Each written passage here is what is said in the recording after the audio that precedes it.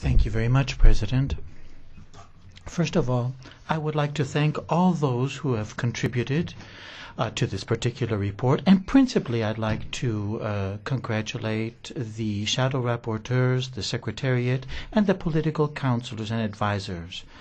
Now, the basic pylons of European energy policy are, of course, security of supply, differentiation of suppliers and sources of energy, competitive prices, and energy efficiency, of course. All of these policies, of course, go hand in hand with the general target of reducing CO2 emissions. Ladies and gentlemen, in my particular presentation this afternoon, I'd like to speak a little bit beyond what has been covered in the roadmap.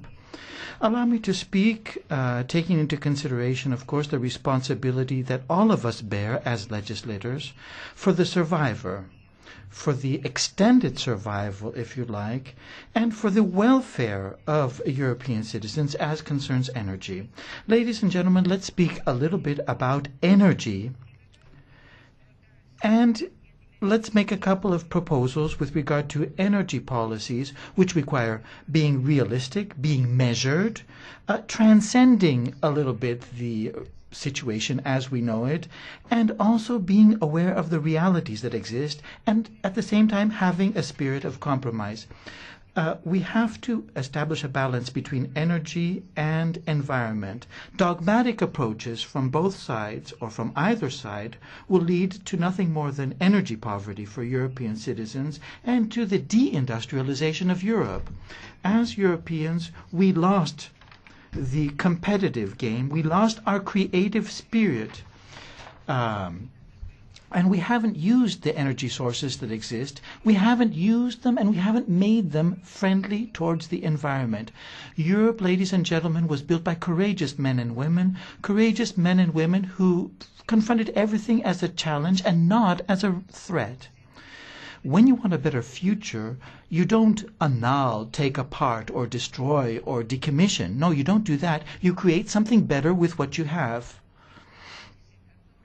Over 50% of the family budget nowadays in Europe goes for energy costs. Now, how much further is this going to go?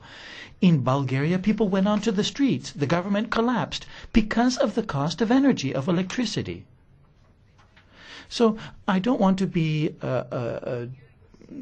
somebody who prophesies doom, but there will undoubtedly be further turbulence because of energy poverty, and that's why this particular report was very, very good, because from the socialist side as well, what was incorporated into this entire issue was the social dimension of energy, and this was very important, I ought to underline.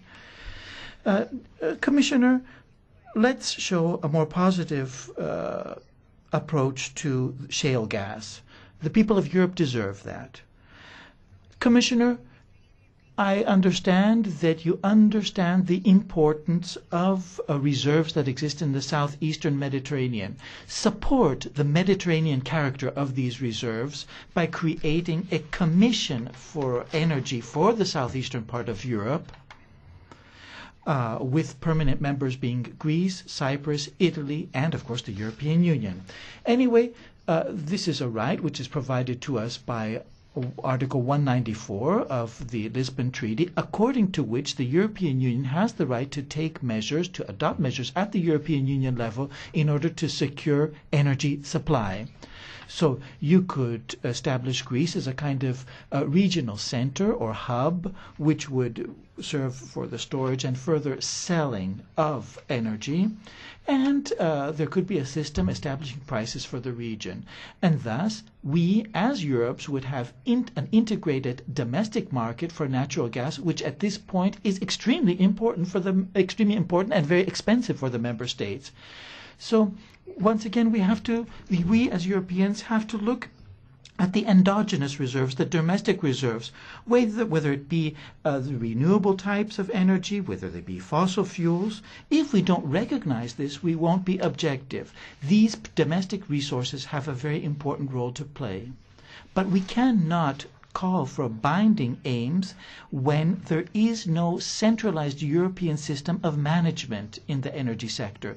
In other words, transition to renewables cannot take place from the one day to the next. There has to be a common European approach to this matter. Thank you very much.